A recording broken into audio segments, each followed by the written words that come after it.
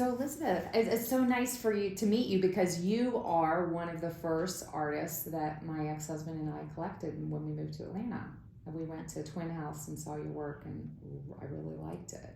Oh, how nice. So when I met Manley, your husband, I put two and two together, and we've somehow figured out that you were his wife, and that was just great. And I want to launch into, because this is really sticking in my mind, that when I came to your house, it felt like a Whitney installation. Like it was so, I'm a little OCD-ish, and it was very edited Yes. and curated, and like the little cot bed that you have in your studio, I guess maybe you take a rest there or meditate or take a break, but it just looked like something from a painting. I don't know why. Is that intentional, or is that just how you very, very much. So I spend a lot of time piddling around the house and rearranging things and just playing. And then because we live in a small house, it's sort of a rotating gallery because I don't have enough room to put all the paintings, so I'll hang them, just change it up all the time. And I love doing it. So yeah, it's very intentional, and I'm a little bit of a minimalist, so I've had to be, but I'm glad I've had to be. I think it's the way to live. Yeah.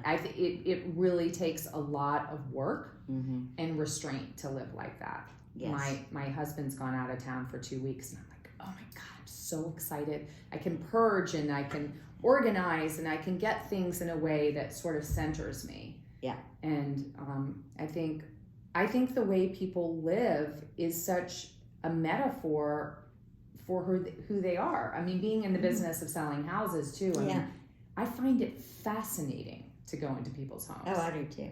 I rarely get to go with Manley, but when I do, I love it.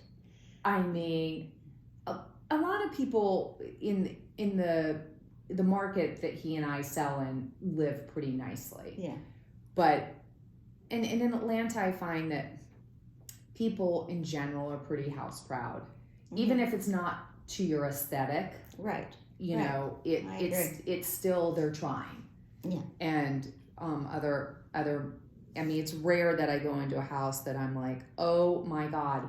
But I went in one that was just kind of like a funny story. I was early on in my business, and you know, when you're early in the business, you'll just take anything, and you're just happy somebody will hire you. And it was a condo in Midtown, and the guy hires me, somehow found me in a magazine or something, has me come, and it's like this building that is very nondescript, and you go into it, and it was literally like Liberace. And every nook and cranny was faux painted, and I mean, it was horrible. Yeah.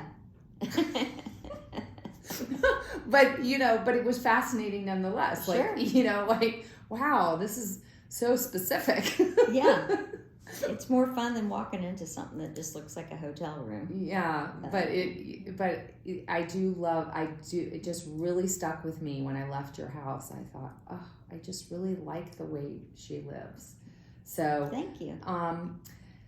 So I got to know you and your work through the landscapes, which are really beautiful. And it sounds to me like, but I didn't realize you had that sort of edgy side to your work. What is the painting that, like, go fuck yourself, or what does it say?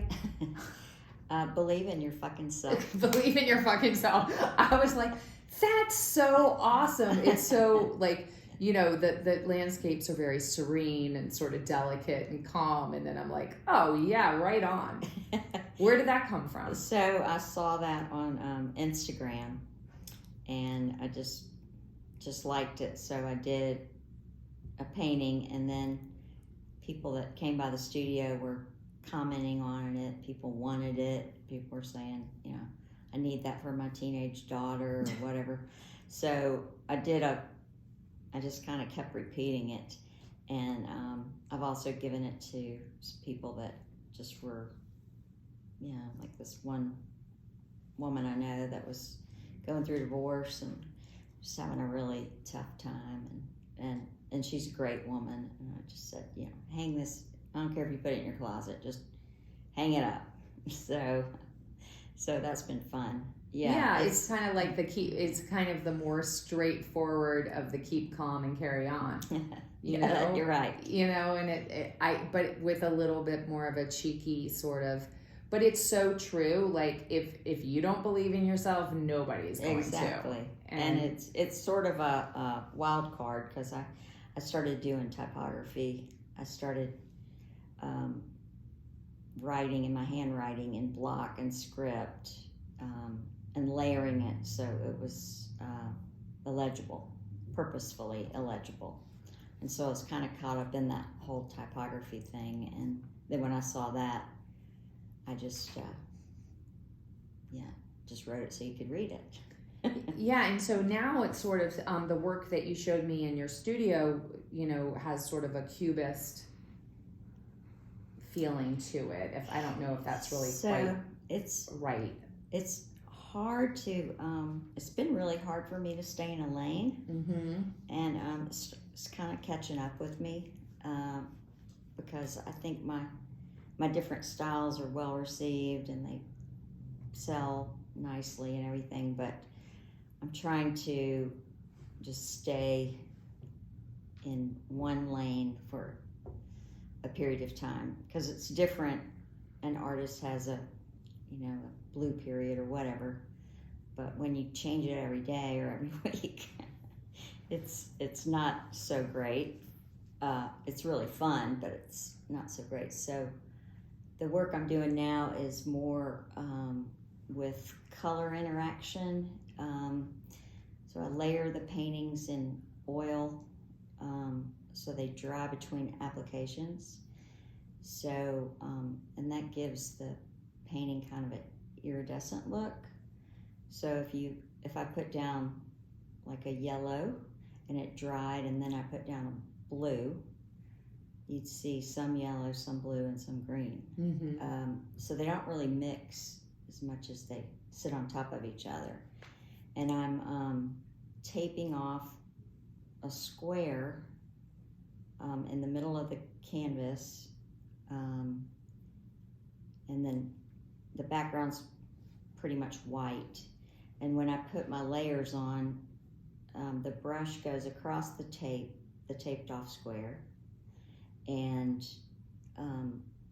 so after I do layer and layer and layer and layer, when I pull the tape off, you just have that little ragged edge that shows the kind of the history, the individual colors, kind of the push and pull of how I work, because a lot of times I paint over paintings, or there's just a lot of history underneath it. Mm-hmm. And I think some people can really appreciate it, even if it's ghosted or it's just a texture. Mm-hmm. It's very subtle, but this sort of just shows my hand a little bit. And so I'm trying to stick with that.